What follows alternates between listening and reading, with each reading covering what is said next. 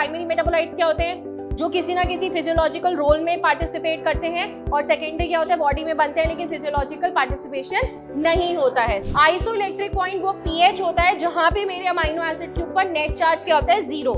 तो फॉस्फोलिपिड का क्या एग्जांपल हो जाएगा? लेसिथिन, जो पीछे समझाया था। स्ट्रक्चर आइडेंटिफिकेशन के लिए पूछेगा नीट में, बनाने के लिए कोई नहीं पूछेगा तुमसे। कॉम्पिटिटिव इनहिबिटर की कंपैरिजन में सबस्ट्रेट मॉलिक्यूल ज्यादा कर दूं तो मैंने सबस्ट्रेट की प्रोबेबिलिटी या चांसेस बढ़ा दिए कि वो एंजाइम के साथ बाइंड करे। हेलो बेटा, कैसे हो आप सब लोग? चलिए बिना टाइम वेस्ट किए बायोमोलिक्यूल्स के रिवीजन से स्टार्ट करते हैं। अगर आपको याद है बायोमोलिक्यूल्स क्या होता है? जितने भी आपके ऑर्गेनिक कंपाउंड्स हैं जो आपकी लिविंग ऑर्गेनिजम्स में या लिविंग टिश्यूज में प्रेजेंट होते हैं उसको आप क्या बोलते हैं? बायोमोलिक्यूल्स। एंड लिविंग ऑर्गेनिजम्स में बायोमोलिक्यूल ऑर्गेनिक कंपाउंड्स के साथ साथ क्या प्रेजेंट हो सकते हैं? इनऑर्गेनिक एलिमेंट्स भी प्रेजेंट हो सकते हैं। हमने बच्चे 2 एक्सपेरिमेंट किए थे, अगर आपको याद है, ऑर्गेनिक और इनऑर्गेनिक एक्सट्रैक्शन के लिए, ठीक है। पहला हमने क्या किया था? ट्राइक्लोरो एसिटिक एसिड लिया था। पहले हमने एक टिश्यू लिया, उसको अच्छे से क्रश किया, जो भी लिवर वगैरह जो भी बॉडी पीस निकाला था, मतलब जो भी ऑर्गन निकाला था उसको क्रश करके उसमें ट्राइक्लोरो एसिटिक एसिड मिक्स किया था, स्लरी बनाया था, उसको फिल्टर पेपर से हमने फिल्टर किया। कुछ पार्ट हमें फिल्टर होके मिल गया, कुछ पार्ट ऊपर फिल्टर पेपर में मिल गया, फनल में रह गया था फिल्टर पेपर में। जो पार्ट फिल्टर होके नीचे आ गया उसको क्या बोला था? फिल्ट्रेट या फिर एसिड सॉल्युबल पूल। जो फिल्टर होके नहीं आया था उसको क्या बोला था? रिटेंटेड या एसिड इनसॉल्युबल। एसिड सॉल्युबल या फिल्ट्रेट में क्या था? Bio micromolecules. लेकिन आपके रिटेंटेड में क्या था? Bio macromolecules. अब आप बात करो, आपको पता है कि बायोमोलिक्यूल्स 4 होते हैं, carbohydrates, protein, lipids and nucleic acid होते हैं। कार्बोहाइड्रेट्स का मोनोमर कौन है? सिंपलेस्ट सैकेराइड्स। ग्लूकोज हर किसी का तो नहीं होता ना, सैकेराइड, मोनोसैकेराइड्स। प्रोटीन्स का क्या है? Amino acid. न्यूक्लिक एसिड्स का क्या है? न्यूक्लियोटाइड, सिंपल, ठीक है। लेकिन लिपिड्स, भले ही आपका जो मॉलिक्यूलर वेट है लिपिड्स का वो बायो माइक्रोमोलिक्यूल्स की कैटेगरी में आता है 18 to 800 डाल्टन, लेकिन तब भी मुझे कहाँ मिला था? रिटेंटेड में। रीजन क्या था? कि जो लिपिड्स हैं वो क्या बना लेते हैं? मिसेल्स या एग्रीगेट्स बना लेते हैं, जिसकी वजह से वो क्या हो जाते हैं? इनसॉल्युबल हो जाते हैं। समझ में आया? दूसरा एक्सपेरिमेंट हमने क्या किया था? इनऑर्गेनिक एलिमेंट्स के लिए कोई एक टिश्यू लिया था, उसका वेट किया, उसको फिर ड्राई किया, सारा पानी का कंटेंट उड़ गया, उसको बर्न कर दिया। जब हमने बर्न किया तो हमें ऐश मिला और कुछ वेपर्स मिली, तो जितना भी ऑर्गेनिक पोर्शन था वो कहाँ चला गया? वेपर के फॉर्म में उड़ गया। जो ऐश में रह गया वो क्या था? आपका इनऑर्गेनिक पोर्शन। समझ में आ गया? सो बेसिकली जितने भी कार्बन कंपाउंड्स होते हैं लिविंग मॉलिक्यूल्स, लिविंग टिश्यूज में, उनको आप क्या बोलते हैं? बायोमोलिक्यूल्स। क्या ये पॉइंट क्लियर है? तो ऐश टेस्ट में आपको लिविंग इनऑर्गेनिक एलिमेंट्स में कौन कौन मिला था? Sodium, potassium, calcium, magnesium, water, NaCl, calcium carbonate, ये सब मिला था, ठीक है। इसी के साथ साथ आपको कंपेयर करना है कि अर्थ क्रस्ट और ह्यूमन बॉडी में क्या क्या एलिमेंट्स प्रेजेंट होते हैं। तो अगर आप बात करेंगे अर्थ क्रस्ट में जो सबसे ज्यादा इंपॉर्टेंट है, एक तो आप बात करेंगे ऑक्सीजन की, ठीक है। उसके बाद आप याद देखेंगे कि सिलिकॉन कहाँ पे प्रेजेंट है? अर्थ क्रस्ट में, लेकिन ह्यूमन बॉडी में नेग्लिजिबल अमाउंट्स में प्रेजेंट है। सिमिलरली ह्यूमन बॉडी में आपका नाइट्रोजन प्रेजेंट होता है, लेकिन अर्थ क्रस्ट में बहुत ज्यादा कम होता है, इट इज वेरी लिमिटेड, ठीक है। Next, bio micromolecules and macromolecules. Micromolecules में क्या थे? आपके बिल्कुल सिंपलेस्ट आ जाएंगे मोनोसैकेराइड्स या कोई सिंपल शुगर या न्यूक्लियोटाइड या फिर अमाइनो एसिड। मैक्रोमोलिक्यूल्स में क्या आ जाएंगे? आपके proteins, polysaccharide, nucleic acids and lipids, because वो क्या बना लेते हैं? मिसल्स या एग्रीगेट्स बना लेते हैं। तो मॉलिक्यूलर वेट कितना होता है? 18 to 800 डाल्टन, और उससे 10,000 से ऊपर क्या होता है आपका मॉलिक्यूलर वेट? किसका? बायोमैक्रोमोलिक्यूल। एक्सेप्शन होता है लिपिड्स। लिपिड्स का जो मॉलिक्यूलर वेट है वो किसमें आया? बायोमाइक्रोमोलिक्यूल्स में, लेकिन वो एग्रीगेट बना लेगा इसमें, किसमें मिलेगा? मैक्रोमोलिक्यूल में। माइक्रोमोलिक्यूल्स कहाँ मिलेंगे? एसिड सॉल्युबल में, और मैक्रो कहाँ मिलेंगे? एसिड इनसॉल्युबल में। क्या ये पॉइंट क्लियर है हर एक बच्चे को? कॉम्पोजिशन ऑफ सेल में ये कॉम्पोजिशन का ऑर्डर याद करना है। इसमें एक निपोनिक दे रही हूं आपको, याद है किसी को? वाटर, पाइपलाइन, नष्ट है, कॉल लगाओ इसको, decreasing to maximum to minimum. Water, water, pipeline, proteins, नष्ट, न्यूक्लिक एसिड, कॉल लगाओ, कॉल कार्बोहाइड्रेट्स लगाओ, लिपिड्स एंड इसको आयंस। समझ में आ गया? ठीक है, तो इससे याद कर लेना परसेंटेज। क्लियर है? प्राइमरी एंड सेकेंडरी मेटाबोलाइट्स होते हैं। प्राइमरी मेटाबोलाइट्स क्या होते हैं? जो किसी ना किसी फिजियोलॉजिकल रोल में पार्टिसिपेट करते हैं, और सेकेंडरी क्या होता है? बॉडी में बनते हैं लेकिन फिजियोलॉजिकल पार्टिसिपेशन नहीं होता है। समझ में आया? तो एग्जाम्पल आपको पढ़ना है। पिगमेंट्स क्या है? Anthocyanin, carotenoids. एल्कलॉइड्स क्या है? Morphine and codeine. टर्पेनॉइड्स क्या है? मोनोटर्पीन्स, डाइटर्पीन्स। एसेंशियल ऑयल क्या है? Lemon grass oil. टॉक्सिन्स क्या है आपके, एब्रिन और रिसिन। लेक्टिन्स क्या है, कॉनकानावालिन ए। ड्रग्स क्या है, विनब्लास्टिन एंड क्यूकामिन। पॉलीमेरिक सब्सटेंसेस क्या होते हैं, रबर, गम्स एंड सेल्यूलोज। समझ में आया आपको? कार्बोहाइड्रेट शुरू करते हैं, मोनोसैकेराइड्स, ओलिगोसैकेराइड्स और पॉलीसैकेराइड्स। अगर कोई भी सिंपलेस्ट की एक यूनिट प्रेजेंट है तो मोनोसैकेराइड्स, 2 से 9 यूनिट प्रेजेंट है तो ओलिगो, और उससे ज्यादा है तो आपकी पॉलीसैकेराइड। समझ में आ गया? अब एक चीज देखना कि आपका एग्जाम्पल ग्लूकोज और राइबोस आपका क्या होता है, मोनोसैकेराइड। ग्लूकोज में क्या होते हैं 6 कार्बन, लेकिन राइबोस में कितने होते हैं 5 कार्बन। और राइबोस कहाँ कहाँ प्रेजेंट होता है बेटा जी, डीएनए में और आरएनए में। बस इतना फर्क होता है, डीएनए में डीऑक्सीराइबोस होता है, आरएनए में राइबोस होता है। याद है आपको? तो एक और चीज आप देख लेना कि कार्बोहाइड्रेट का जो जनरल फॉर्मूला है वो क्या होता है। जनरल फॉर्मूला बता दो कोई बच्चा फटाफट, CnH2nOn। इसी वजह से ग्लूकोज का क्या हो जाएगा C6H12O6, राइबोस का क्या हो जाएगा C5H10O5। क्लियर है? ओलिगोसैकेराइड्स क्या है, कितनी यूनिट्स होती हैं, 2 to 9 यूनिट्स होती हैं आपकी। ठीक है, तो एग्जाम्पल माल्टोस में क्या होती हैं 2 units of alpha glucose. Lactose क्या होता है beta galactose and beta glucose. Sucrose क्या होता है alpha glucose and beta fructose. ये कुछ बेसिक एग्जांपल्स हैं जो कॉमन है, जो आपसे पूछे जा सकते हैं एग्जाम में। क्लियर है? ग्लाइकोसिडिक बॉन्ड के फॉर्मेशन के लिए बस इतना याद रखना कि आप जब ग्लाइकोसिडिक बॉन्ड फॉर्म करवाते हैं तो रिएक्शन कौन सा होता है, कंडेंसेशन रिएक्शन होता है। क्या होता है, condensation reaction. What do you mean by the term condensation reaction, removal of water molecule होता है, रिमूवल ऑफ वाटर मॉलिक्यूल। और आपका बॉन्ड कौन सा बनता है, ग्लाइकोसिडिक बॉन्ड। समझ में आ गया? तो अगर कोई आपसे पूछा है कि आपके मोनो ओलिगोसैकेराइड्स में या पॉलीसैकेराइड्स में आप अपनी सिंपलेस्ट यूनिट्स को कैसे जोड़ते हो, तो आप बोलोगे ग्लाइकोसिडिक बॉन्ड से जोड़ते हो। कैसे बनती है, वाटर मॉलिक्यूल के रिमूवल से। क्या ये पॉइंट क्लियर है? बोलिए जल्दी। पॉलीसैकेराइड्स में आ जाइए। पॉलीसैकेराइड्स क्या होती है, मैक्रोमोलिक्यूल की क्लास है, लार्ज चेन्स होती हैं शुगर्स की, इसमें तो कोई प्रॉब्लम नहीं है। सेल्यूलोज क्या है, पॉलीमेरिक पॉलीसैकेराइड है। किसका बना हुआ होता है, ग्लूकोज का। अब इसमें भी 2 कैटेगरी हो जाएंगी, होमोपॉलीसैकेराइड एंड हेट्रोपॉलीसैकेराइड। अगर सेम ही आपका यूनिट है जो रिपीट हो रहा है बार बार, होमोपॉलीसैकेराइड, डिफरेंट है तो क्या हो जाएगा आपका हेट्रोपॉलीसैकेराइड। क्या ये पॉइंट क्लियर है? बोलिए। जब आप एक पॉलीसैकेराइड चेन की बात करते हैं तो उसका जो लेफ्ट एंड होता है वो क्या होता है, नॉन रिड्यूसिंग, और जो एक्सट्रीम राइट एंड होता है वो क्या होता है, रिड्यूसिंग। ठीक है, तो आप आर से याद रख लेना, आर से राइट हैंड और आर से रिड्यूसिंग। क्या ये पॉइंट क्लियर है? पक्का? ठीक है, अब इसको देखिए। सेल्यूलोज किसमें प्रेजेंट होता है, प्लांट में। यूनिट क्या होती है, ग्लूकोज। ब्रांचिंग नहीं होती है। ठीक है, बेसिक जो आपको याद रखना है। स्टार्च में 2 कंपोनेंट होते हैं, अमाइलोस एंड अमाइलोपेक्टिन। दोनों ही किसके बने हुए होते हैं, अल्फा ग्लूकोज के। ये भी अल्फा ग्लूकोज का, ये अल्फा ग्लूकोज का। सेल्यूलोज किससे बना हुआ होता है, बीटा ग्लूकोज का। सेल्यूलोज बीटा ग्लूकोज का।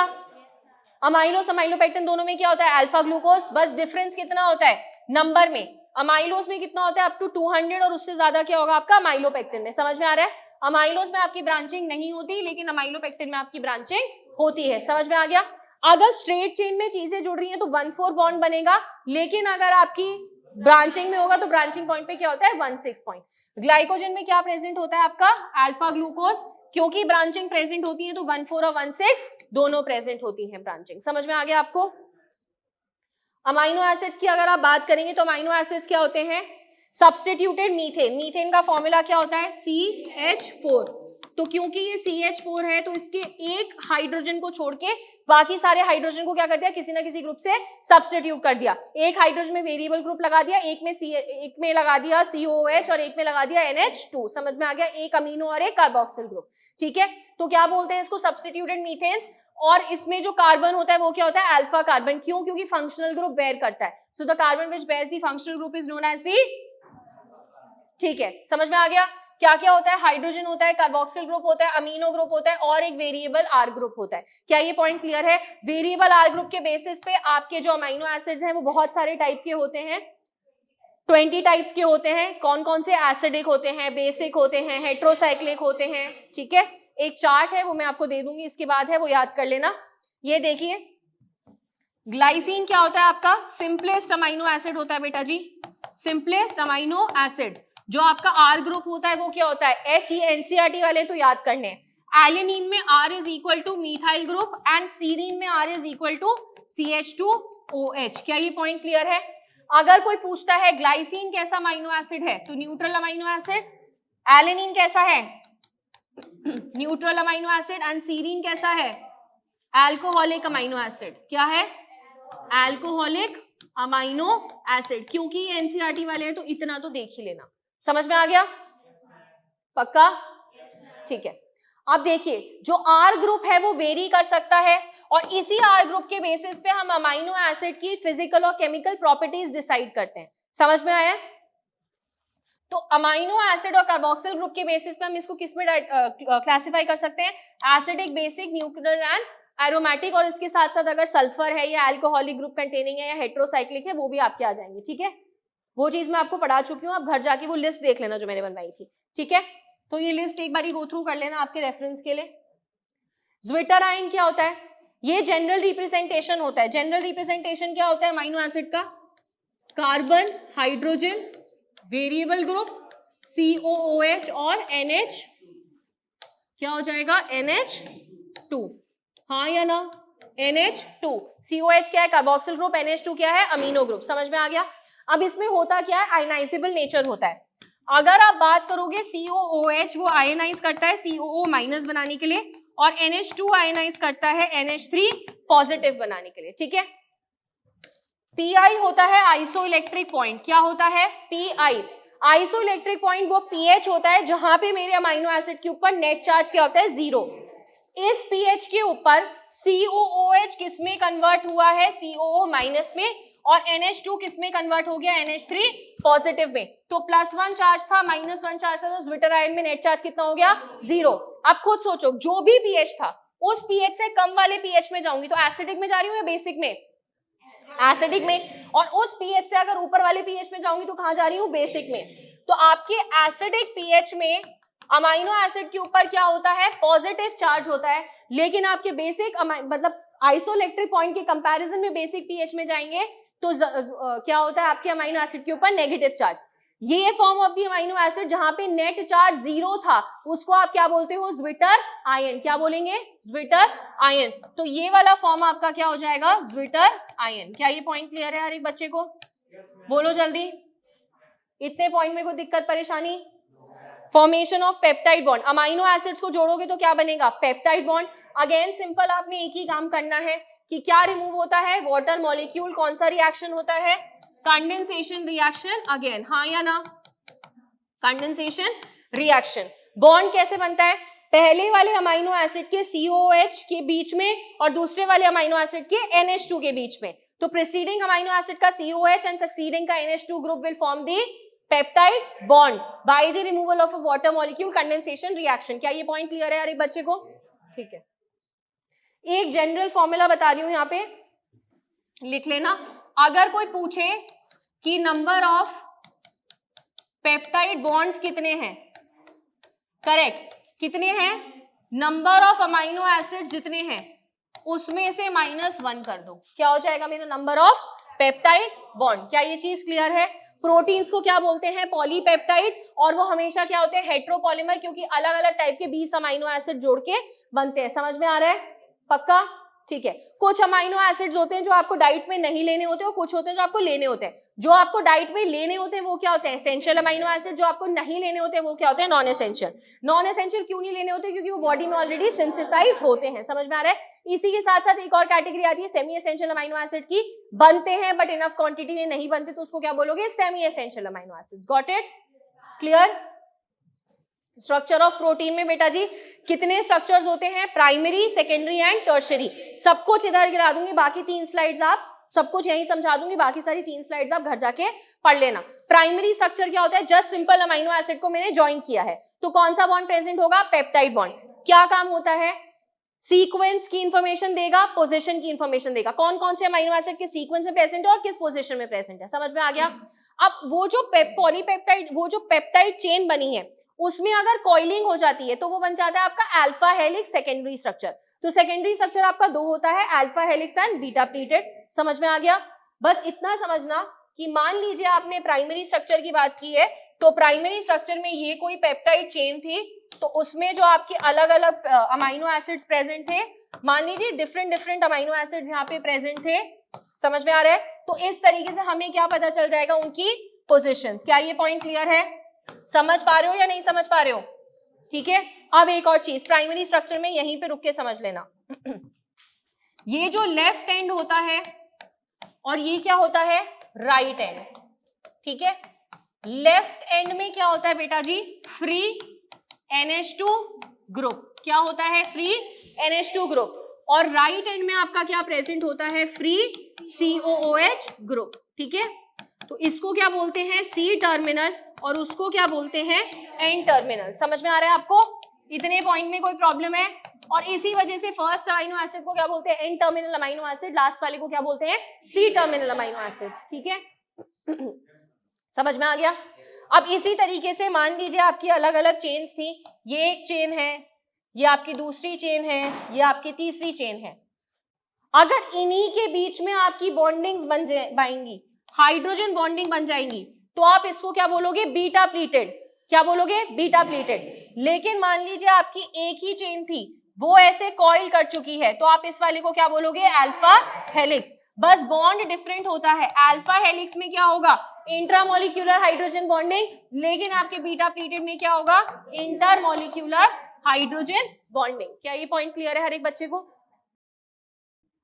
टर्शरी स्ट्रक्चर के लिए जो भी आपकी चेन है उसमें क्या हो जाता है, और ज्यादा कॉइलिंग हो जाती है, और ज्यादा कॉइलिंग हो जाती है। समझ में आ रहा है?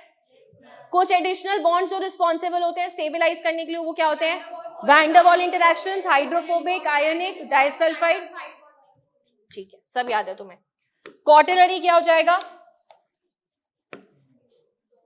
क्वाटरनरी क्या हो जाएगा हाँ करेक्ट। तो आपकी अगर टर्शरी स्ट्रक्चर में या सेकेंडरी स्ट्रक्चर में मल्टीपल पॉलीपेप्टाइड चेन है, तो वो आपस में कैसे लिंकअप कर रही है, वो क्या हो जाएगा आपका क्वाटरनरी स्ट्रक्चर। ठीक है, तो आपका एग्जांपल क्या हो जाएगा, हीमोग्लोबिन। हीमोग्लोबिन कितनी चेन्स होती हैं, कितनी चेन्स होती हैं, 4 चेन्स होती हैं, 2 alpha chain plus 2 beta chain. क्या ये पॉइंट क्लियर है? ठीक है, टर्शरी स्ट्रक्चर में एक और चीज, 3 dimensional view of the protein कौन देगा, टर्शरी स्ट्रक्चर। साथ ही साथ प्रोटीन अगर कोई भी बायोलॉजिकल एक्टिविटी कर रहा है, तो वो बायोलॉजिकल एक्टिविटी बनाने के लिए एक्टिव साइट कौन बनाएगा, टर्शरी स्ट्रक्चर। क्या ये पॉइंट क्लियर है?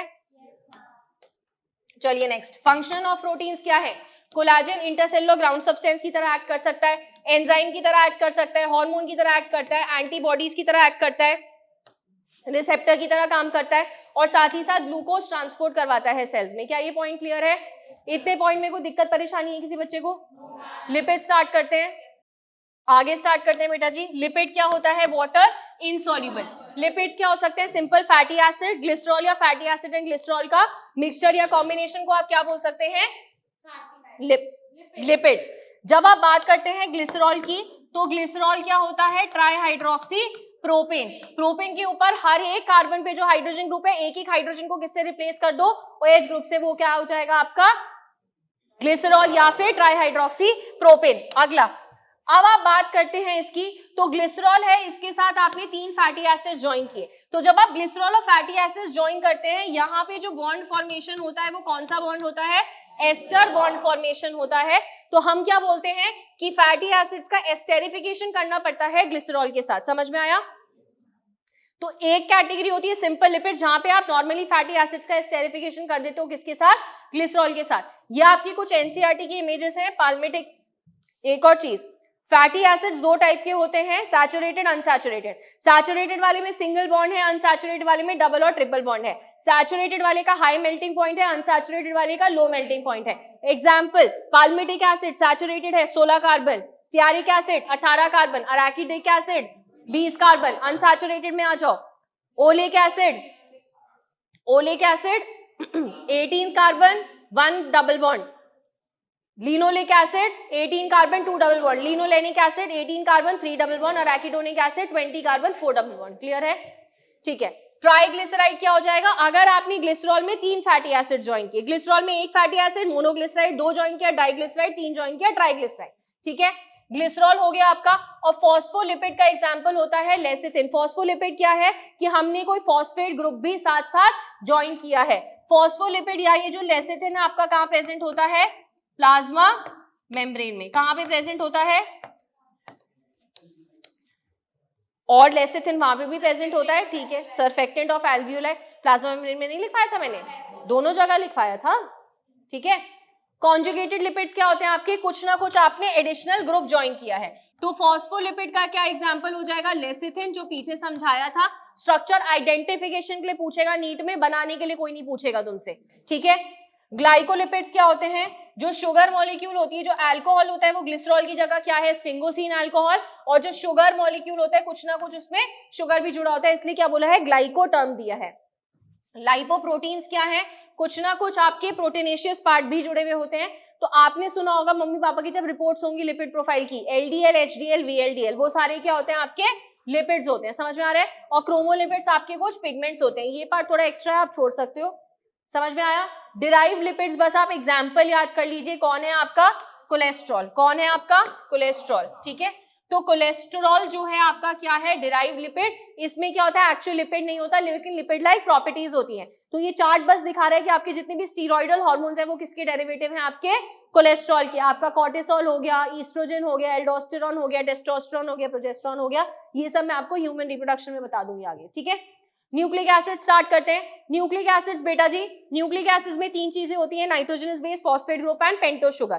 पेंटोस शुगर कौन सी होती है, राइबोस या डीऑक्सीराइबोस। क्यों, क्योंकि न्यूक्लिक एसिड दो हो सकते हैं, आरएनए या डीएनए। आरएनए है राइबोन्यूक्लिक एसिड, डीएनए है डीऑक्सीराइबोन्यूक्लिक एसिड, समझ में आया। तो आरएनए में राइबोस शुगर, डीएनए में डीऑक्सीराइबोस शुगर, ठीक है। नाइट्रोजनस बेसेस दो होते हैं आपके, प्यूरिन्स एंड पिरिमिडीन्स। प्यूरिन कौन होते हैं, एडेनिन एंड ग्वानिन। पिरिमिडीन कौन होते हैं, साइटोसिन, थाइमिन एंड यूरासिल, जिसमें से साइटोसिन और साइटोसिन दोनों डीएनए आरएनए में प्रेजेंट होता है, थाइमिन सिर्फ डीएनए में, यूरासिल सिर्फ आरएनए में, और एडेनिन ग्वानिन तो आराम से दोनों डीएनए आरएनए में प्रेजेंट होंगे, उसमें कोई प्रॉब्लम नहीं है, समझ में आ गया। तो आपके दो टाइप के नाइट्रोजनस बेसिस हैं, शुगर है और साथ ही साथ आपका क्या है, फॉस्फेट ग्रुप होता है। आप ध्यान से सुनना, अगर मैंने किसी पेंटोस शुगर में कोई नाइट्रोजनस बेस जोड़ा तो क्या बनेगा, न्यूक्लियोसाइड। कौन सा बॉन्ड बनेगा उसके बीच में, ग्लाइकोसिडिक बॉन्ड। लेकिन इसी न्यूक्लियोसाइड में अगर मैं एक फॉस्फेट ग्रुप भी जोड़ दूंगी तो वो क्या बन जाएगा, न्यूक्लियोटाइड, और उसके बीच में क्या बॉन्ड बनेगा, फॉस्फोएस्टर बॉन्ड। क्या ये पॉइंट क्लियर है, बोलो जल्दी। ओके, तो न्यूक्लियोटाइड में कौन सा बनेगा, फॉस्फोएस्टर बॉन्ड, फॉस्फोएस्टर, ये समझ में आ रहा है, ठीक है। और न्यूक्लियोसाइड में कौन सा बनेगा, ग्लाइकोसिडिक बॉन्ड। क्या ये पॉइंट क्लियर है, इतने पॉइंट में कोई दिक्कत परेशानी है किसी बच्चे को। अब कंपोनेंट्स ऑफ न्यूक्लियोटाइड आपको क्लियर हो चुके हैं। हेट्रोसाइक्लिक कंपाउंड किसको बोला है इसने, नाइट्रोजनस बेसिस को, समझ में आ रहा है, ठीक है। कोई दिक्कत परेशानी है इतने पॉइंट में, ठीक है। एंजाइम्स, एंजाइम्स की अगर आप बात करेंगे तो क्या होते हैं, मोस्टली प्रोटीनेशियस होते हैं, बट कुछ एंजाइम्स क्या होते हैं, आरएनए के डेरिवेटिव्स भी हो सकते हैं, और आरएनए के जो एंजाइम डेरिवेटिव्स होते हैं वो क्या है, राइबोजाइम, या फिर एक और एग्जांपल बता सकता है कोई बच्चा, नलायको सब भूल गए हो तुम लोग, राइबोन्यूक्लियस पी, ठीक है। नहीं बताया था, बताया होगा, राइबोन्यूक्लियोप्रोटीन्स भी बताया होगा। एंजाइम्स करते क्या हैं, मोस्टली और enzymes are what, proteins, but कुछ क्या करते हैं, आरएनए भी बिहेव करते हैं किसकी तरह, एंजाइम की तरह। एक चीज, जब आप एंजाइम की बात करते हैं वो प्रोटीन अपने कौन से स्ट्रक्चर में प्रेजेंट है, टर्शरी स्ट्रक्चर में, समझ में आ रहा है। तो उसमें एक डिप्रेशन या गड्ढा बनता है, क्रिवाइस या पॉकेट, जिसको क्या बोलते हैं, एक्टिव साइट, और वो एक्टिव साइट ही क्या करता है, आपका रिएक्शन करवाने में काम करता है, समझ में आ रहा है, ठीक है। एक चीज और देख लेना, इनऑर्गेनिक कैटलिस्ट आपको पता है कि एंजाइम किसकी तरह एक्ट करते हैं, मेजरली कैटलिस्ट की तरह, वो किसी भी रिएक्शन को स्पीड अप कराएंगे, समझ में आ रहा है। इनऑर्गेनिक कैटलिस्ट क्या करेंगे, एक्सट्रीम कंडीशंस में काम कर सकते हैं, टेम्परेचर वगैरह में, high temperature high pressure conditions में। लेकिन अगर आप एंजाइम्स की बात करेंगे, क्योंकि मेजरली प्रोटीन्स होते हैं, तो वो कोई फिक्स टेम्परेचर और पीएच में काम करते हैं। क्योंकि ये पॉइंट मैंने प्रोटीन्स में नहीं बताया था, अब बता रही हूँ, प्रोटीन्स हाई टेम्परेचर पे डीनेचर हो जाते हैं, हाई प्रेशर में डीनेचर हो जाते हैं, तो उनका टर्शरी स्ट्रक्चर ही खत्म हो जाएगा, टर्शरी स्ट्रक्चर नहीं रहेगा, एक्टिव साइट नहीं रहेगी, एंजाइम की तरह काम भी नहीं कर सकता, समझ में आ गया। कोई दिक्कत परेशानी इतने पॉइंट में। एंजाइम एक्शन की अगर आप, कहां गया, एंजाइम एक्शन की अगर आप बात करेंगे, ट्रांजिशन स्टेट। अब ये चीज समझना, सबस्ट्रेट एंजाइम के साथ जुड़ेगा, क्या बनाता है, एंजाइम सबस्ट्रेट कॉम्प्लेक्स। ये एंजाइम सबस्ट्रेट कॉम्प्लेक्स को आप क्या बोलते हो, ट्रांजिशन स्टेट, समझ में आ रहा है? क्या बोलेंगे इसको? Transition state. और यही एंजाइम सबस्ट्रेट कॉम्प्लेक्स आगे जाके क्या बनेगा आपका? EP complex. और ये ईपी कॉम्प्लेक्स फाइनली आपका क्या बना देगा? Free enzyme plus product. समझ में आ रहा है? जैसे आपको सुबह कोचिंग भेजने के लिए मिनिमम रिक्वायरमेंट है बिस्तर से धक्का दे दो, बस उसके बाद तो कर ही लोगे, किसी नहीं उसके बाद भी बाथरूम में भी सो जाते हो जाके, वो फिर एडिशनल क्वालिटी है तुम्हारे पास, ठीक है? तो सबस्ट्रेट क्या है? सबस्ट्रेट को मिनिमम अमाउंट ऑफ एनर्जी जो चाहिए होती है एंजाइम सबस्ट्रेट कॉम्प्लेक्स या ट्रांजिशन स्टेट बनाने के लिए, उसको क्या बोलते हैं? Activation energy. एक्टिवेशन एनर्जी कहां से? तुम्हारी बॉडी से कोई बाहर जनरेटर तो जुड़ा हुआ नहीं है, तो बॉडी की स्टोर्ड एनर्जी जो पोटेंशियल एनर्जी वहीं से क्या आती है? आपकी एक्टिवेशन एनर्जी। अब मान लो तुम्हारी बॉडी में एनर्जी प्रोड्यूस करने के लिए इतनी एनर्जी यूज कर लो, तो वो तो फालतू बात है ना, वो वेस्ट ऑफ एनर्जी है। तो एंजाइम्स क्या करते हैं? They help to lower the activation energy. समझ में आ रहा है? तो ये ग्राफ आप देखना, ट्रांजिशन स्टेट बनाने के लिए पहले activation energy without the enzyme इतनी लग रही थी, अब एक्टिवेशन एनर्जी एंजाइम के साथ क्या हो रही है? कम। तो आप क्या बोलते हो? That the enzymes lower the activation energy. Enzymes क्या करते हैं? They lower the activation energy. Enzyme lower the activation energy. और एक्टिवेशन एनर्जी क्या होती है? मिनिमम अमाउंट ऑफ एनर्जी जो लगती है किसको? सबस्ट्रेट को ट्रांजिशन स्टेट बनाने में या एंजाइम सबस्ट्रेट कॉम्प्लेक्स बनाने में। क्या ये पॉइंट क्लियर है? अब ये एनसीईआरटी का ऑर्डर है, पहले क्या करेगा? सबस्ट्रेट आपका एक्टिव साइट पे बाइंड करेगा, ठीक है? उसके बाद बाइंड करके वो और ज्यादा टाइटली बाइंड करेगा और अपने शेप को चेंज करेगा। उसके बाद अब जब क्लोज प्रॉक्सिमिटी में है तो रिएक्शन होगा, जो भी बॉन्ड्स ब्रेक करने और फॉर्म करने हैं वो होगा। बॉन्ड्स ब्रेक करने फॉर्म करने के बाद जो फाइनल प्रोडक्ट है वो रिलीज हो जाएगा। मैंने आपको इंड्यूस्ड फिट हाइपोथेसिस भी समझा दिया होगा और साथ साथ मैंने आपको लॉक एंड की भी समझा दिया होगा, वो भी आप रिवाइज कर सकते हो, ठीक है? समझ में आ गया? Factors affecting enzyme activity. PH, जिस पीएच पे मेरा एंजाइम मैक्सिमम एक्टिविटी कर रहा है, ऑप्टिमम पीएच, उससे कम पे जाओ या उससे ज्यादा पे जाओ, एंजाइम की एक्टिविटी कम होगी। जिस टेम्परेचर पे मेरा एंजाइम मैक्सिमम काम कर रहा है उसको क्या बोलते हैं? Optimum temperature. एक चीज है, ऑप्टिमम टेम्परेचर से कम टेम्परेचर पे जाओगे एंजाइम अपने आप को टेम्परेली इनएक्टिव स्टेट में प्रिजर्व कर लेगा, लेकिन उससे ज्यादा जाओगे तो एंजाइम क्या हो जाएगा? डीनेचर हो जाएगा। समझ में आ गया? तीसरा क्या होता है? Substrate concentration. जितनी सबस्ट्रेट कॉन्सेंट्रेशन बढ़ाते जाओगे उतनी एंजाइम एक्टिविटी बढ़ती जाएगी।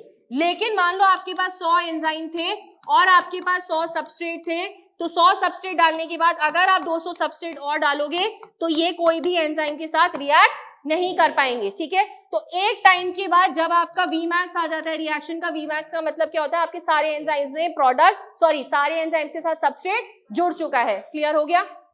और एक और चीज, जिस पॉइंट पे आपको Vmax/2 मिलता है उस सबस्ट्रेट कॉन्सेंट्रेशन को क्या बोलते हैं? Km वैल्यू, या इसका क्या नाम होता है? Michaelis Menten constant. समझ में आ गया आपको? इतने पॉइंट में कोई दिक्कत परेशानी है किसी बच्चे को तो बताइए। कॉम्पिटिटिव इनहिबिटर क्या है? कॉम्पिटिटिव इनहिबिटर बोलता है कि भाई सुनो, जो भी इनहिबिटर है वो रिजेंबल कर रहा है किसको? सबस्ट्रेट को। तो इनहिबिटर और सबस्ट्रेट एक ही एंजाइम की एक ही एक्टिव साइट के लिए कॉम्पीट कर रहे हैं। समझ में आ गया? तो यहाँ पे प्रॉब्लम क्या होती है? क्योंकि कंपटीशन एक के साथ ही चलता है तो यहाँ पे दिक्कत परेशानी क्या होती है? अब इसको ध्यान से समझना। Vmax क्या था? मैक्सिमम प्रोडक्ट जितना बन सकता है कोई एंजाइम। कॉम्पिटिटिव इनहिबिटर क्या करता है? वो सबस्ट्रेट को रोकता है एंजाइम के साथ बाइंड करने से। अगर मैं एंजाइम के आसपास भीड़ बढ़ा दूं सबस्ट्रेट कॉन्सेंट्रेशन की, कॉम्पिटिटिव इनहिबिटर के कंपैरिजन में मैं सबस्ट्रेट मॉलिक्यूल ज्यादा कर दूं, तो मैंने सबस्ट्रेट की प्रोबेबिलिटी या चांसेस बढ़ा दिए कि वो एंजाइम के साथ बाइंड करे। तो मैं क्या बोलती हूँ कि मुझे Vmax सेम मिल सकता है, लेकिन किस कंडीशन पे? मुझे सबस्ट्रेट कॉन्सेंट्रेशन को इंक्रीज करना पड़ेगा, और सबस्ट्रेट कॉन्सेंट्रेशन इंक्रीज होगी तो मेरी Km वैल्यू भी क्या हो रही है? इंक्रीज। समझ में आ गया? आपकी एनसीईआरटी ने इसका क्या एग्जांपल दे रखा है? सक्सेनिक डिहाइड्रोजनेज नाम का एंजाइम है, उसका इनहिबिटर क्या होता है? मैलोनेट, और उसका सबस्ट्रेट क्या होता है? Succinic acid. क्लियर है आपको? बोलिए जल्दी। क्लासिफिकेशन एंड नोमेनक्लेचर, बहुत सारे एंजाइम्स डिस्कवर किए गए हैं। फाइनली हमने एंजाइम को 6 क्लासेस में 4 to 13 सब क्लासेस एंड एक 4 डिजिट नंबर यूज करते हैं हम। समझ में आया? मान लीजिए मैंने कोई नंबर लिया है 5.4.1.7, तो फर्स्ट नंबर क्या रिप्रेजेंट करता है? क्लास, दूसरा क्या करता है? सब क्लास, तीसरा क्या करता है? सब क्लास, और चौथा क्या करता है? वो इंडिविजुअल एंजाइम जो उस क्लास में प्रेजेंट है। समझ में आ गया आपको? ठीक है, कोई प्रॉब्लम इतने में? 6 क्लासेस ऑफ एंजाइम्स है, ऑर्डर में याद करना है। पहला क्या है? ऑक्सीडोरिडक्टेसेस या डिहाइड्रोजनेसेस। अगर कोई भी एंजाइम किसी हाइड्रोजन ग्रुप का ट्रांसफर करवा रहा है तो वो क्या हो जाएगा? ऑक्सीडोरिडक्टेसेस या डिहाइड्रोजनेसेस। दूसरा, हाइड्रोजन को छोड़ के अगर किसी दूसरे ग्रुप का ट्रांसफर हो रहा है तो क्या हो जाएगा? ट्रांसफरेसेस। हाइड्रोलिसिस क्या हो जाएगा? वो एंजाइम जो आपकी किसी भी रिएक्शन का कैटालिसिस करवाते हैं, क्या करके?